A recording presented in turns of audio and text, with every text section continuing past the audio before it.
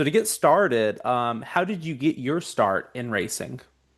So growing up, my father was a racer, and his dad, my grandpa, was a racer too. But they never kind of came from a lot. So what they did was, my grandfather got into the towing and automotive business with my dad, and they were always into cars. And I think we were actually at Summit Point Raceway, which is a road course, Hmm. at the end of October last year, and I was competing in an SCCA Mazda Miata race, and my dad actually told me that it was the first time he ever came to a racetrack was Summit Point with his dad to race, and that was he wasn't racing, but it was in like I think he Hmm. said 1984. I think was the year that he showed up there. So my dad was into racing. He loved cars. He loved road racing. He got to drive a couple of Porsches and stuff back in the day, and uh, got into some stock cars. Actually, ran a couple late model stock races at Old Dominion Speedway Hmm. in Manassas, Virginia, where I was, grew up. And when I turned 4 years old, Old Dominion, that same racetrack, had a go karting series called ODKS, which was Old Dominion Karting Series. Hmm. And he asked if I wanted to get in a go kart and try, and that's kind of what sparked my career and getting into racing. And I've been extremely fortunate to have, the parents and the family I do, and been able to be given that opportunity at such a young age, and just decided to take it and run with it. That's awesome. So you've been a regular on the Cars Tour since you were a teenager. How has that journey shaped your skill set today? Yeah, being a regular kind of in the car store is definitely it makes you just an all around better driver. That series, and I stand on it, and I'll stand on it for many years as long as I race. That series is the most competitive late model series, Hmm. or I think even stock car series in the United States. Just with how many good cars there are, how much many resources that each and every team has available to them. It's not like the higher levels where the resources are certainly available to certain Hmm. teams and organizations, and you've got way different funding aspects. The car store is, obviously it's an expensive sport and it takes money, but people like me and many other grassroots racers can afford to race there. And Hmm. we all have access to the same resources that the junior motorsports have access to. Kevin Harvick, Incorporated, a lot of big teams that show up and compete.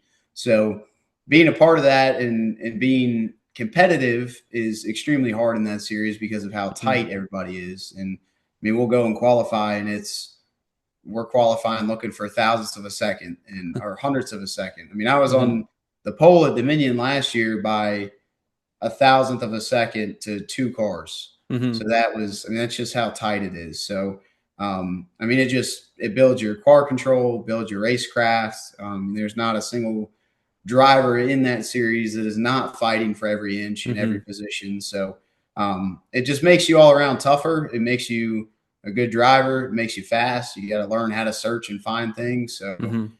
doing it for so many years now, it's just got me to a point where late model is like home for me. So I can get in it and kind of tell you Hmm. every little thing about it, and it's definitely the race car where I've built my kind of path in and Hmm. behind. That's awesome. Yeah, I feel like as a fan, like people like Dale Jr. has done such a good job of kind of showcasing just how tough and competitive it is. I remember bringing some friends to Florence Motor Speedway a few years ago. In their minds, they think, "Oh, Dale Jr. is gonna like just like like lap the Kill field," it. and I'm like, "No, you guys don't understand this series." I was like, "This is a series that you can't just show up, and if you did show up, it's incredible. It's not expected." So yeah, I know as a fan, like it's been awesome getting to be introduced to the Cars Tour and just see how competitive it is on a week to week basis. Yeah, no, for sure. And I mean, Dale Jr. and Kevin Harvick, Justin Marks, Jeff Burton, all those guys who are now all co-owners of the tour, Hmm.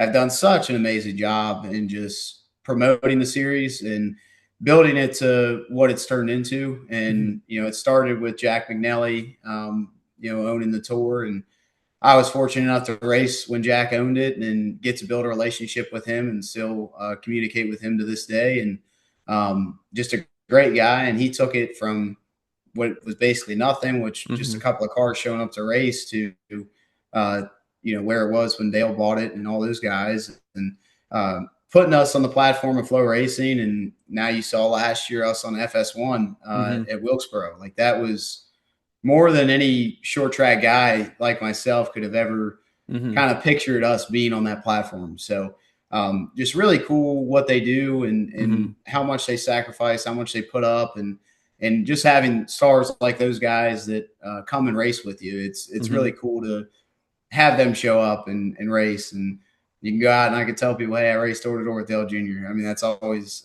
something that's really cool. And Hmm. we'll always look up to that guy. What's the best racing advice you've received? I had to think a lot about that. I mean, that's a pretty tough question, actually. I mean, the best racing advice I think that I've ever received, and people might think this is kind of crazy, but and I thought long and hard about it because I mean, there's Hmm. all kinds of people that tell you things, finish with all four fenders on it, Hmm. complete all the laps, never give up, but I think the biggest thing that I always keep in the back of my head, no matter what I'm doing and no matter what level I'm racing at, and no matter how competitive it is, because it's even racing stock cars. I mean, it's a full time job for me, just focusing on that and making sure I'm better than myself. But I think my father always told me from day one, always have fun, and I think that's just always stuck with me. He tells me every Hmm. time that we go and race, and he's at 99% of the races that I compete in, and that's his thing before I get in. He says, "Hey, go have Hmm. fun. We could have a horrible day and be qualifying in the back, and Hmm. I'm pretty low on confidence or whatever the case is." He's like, "And who cares? Go have fun. Like this is why you're here." Yeah. Sometimes you got to remind yourself that as a racer. I'm so competitive and I want to do well and I want to win, but at the end of the day, you got to look at it and be like, hey, man, I'm so blessed and so fortunate to be at that level, and be able to do race cars and race late models and compete in the car store. Like that's something that you got to be like, hey, man, this is cool. Like have fun Mhm. with it. Go drive a race car. And not many people get to do that. So have fun is the best advice I've ever received. Awesome. Off the track, you've made an impact with Minnie's mission. Can you tell us a little bit about that? Yeah, so Minnie's mission started when I was 6 years old. I had a friend named Ella Day, and her father Ryan Day was actually my father's best friend growing up, and which is Ella is Ryan's daughter, and Hmm. she got diagnosed with a brain tumor. She was 7 years old, and I kind of got wind of it and heard we were over at the Day's house one night, and I had heard her father talking about expenses to my dad, just trying to get her to the hospital, and Hmm. just what a tough time they were going through, just an impact, like what an impact it made on the family and their friends too. So I kind of heard that, and kind of at the time you're 6 years old, you kind of don't know Hmm. how to process what truly is going on. But I went home and I asked my dad kind of more about that, and he explained it in better terms, best of my 6 year old ability could comprehend it. And Hmm. I said, well, hey, I was just got started in go karts and was making friends at the racetrack and meeting all kinds of people at the time. And I say, hey, why don't we use the go kart as a tool to raise money and get people to donate and raise money for childhood cancer research? And that's what I did for a couple years. And I eventually got asked to be on NBC Nightly News, and Jeff Gordon had seen the news segment.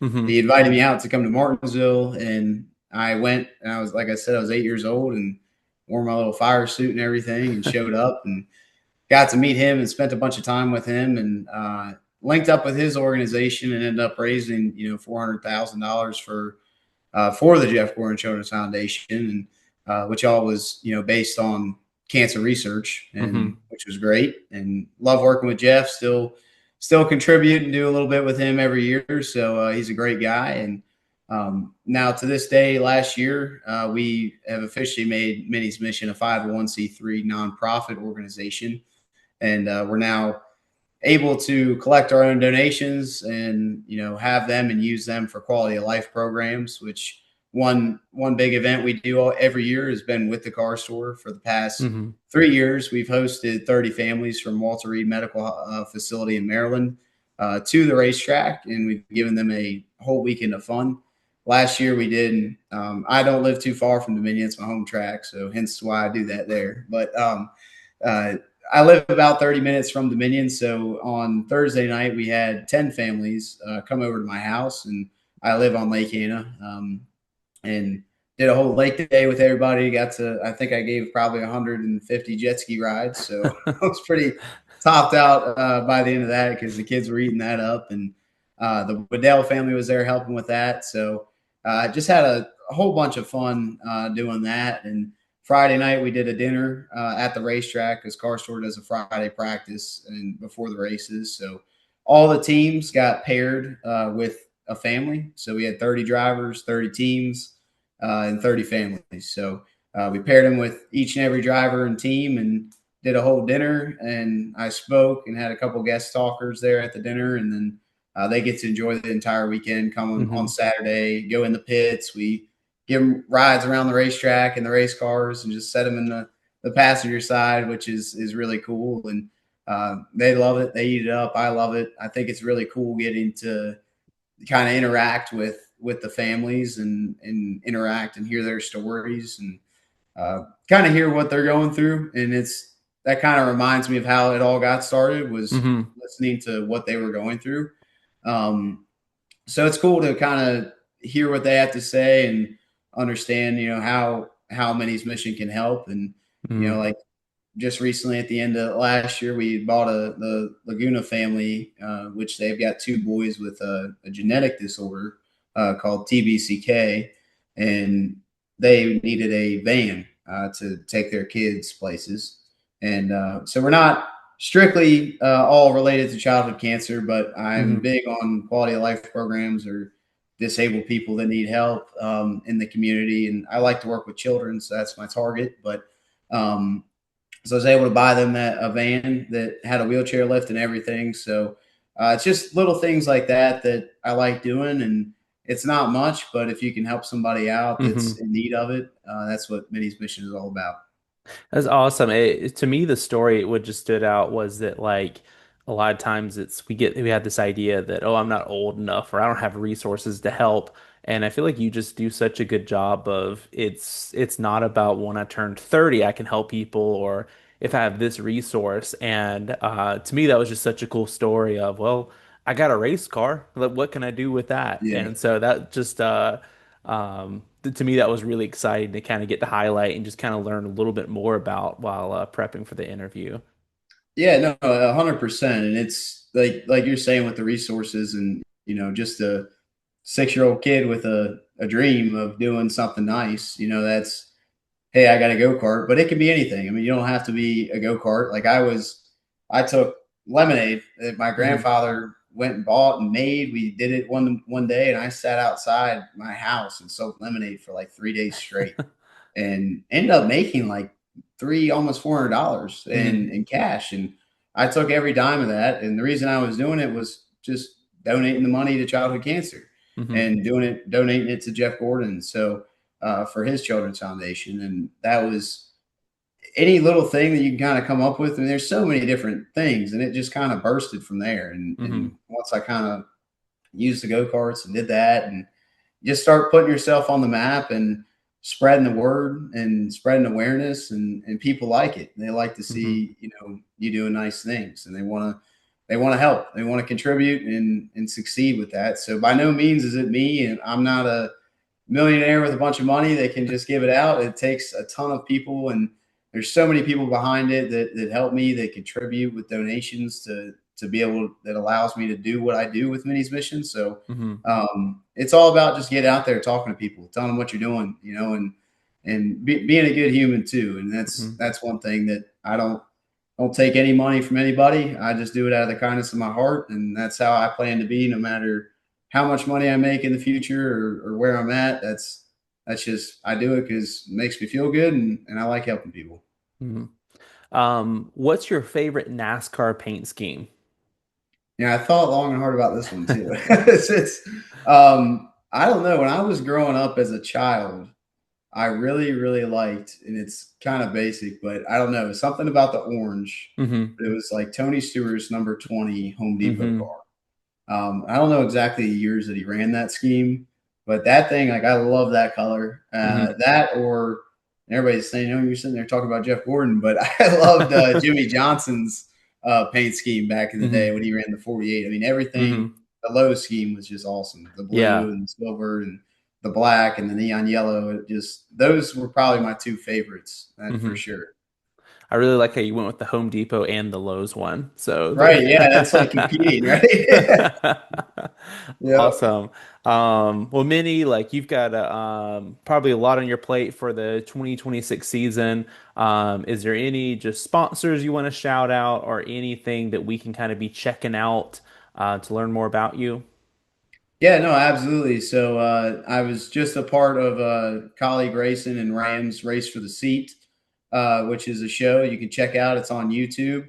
It's called Ram Race for the Seat. So check me out on that. It's a really cool series, and it's 8 episodes long, so it might take you a little bit to get through it, but that's something that's really cool, and I strongly suggest you check out. So it was a great opportunity, and was very thankful that colleague racing and Ram had chose me to be one of the contenders.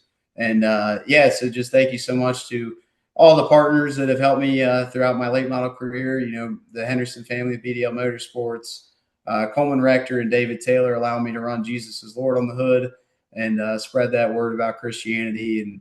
And Carnage Performance Exhaust, the Carnes family, and out of Anderson, South Carolina, they're awesome family. Been blessed to kind of build a relationship with them. And yeah, my team, everybody at Timmy Tower Racing, my crew chief Brandon and Dan Hippie, everybody that turns a wrench on the late models. I can't thank them enough for all they do. And hopefully here in 2026, you'll see me in the car store and Hmm. hopefully some other races as well. Awesome. Well, thank you so much for joining us, Minnie. Yeah, man, no problem. Thanks for having me. I appreciate it.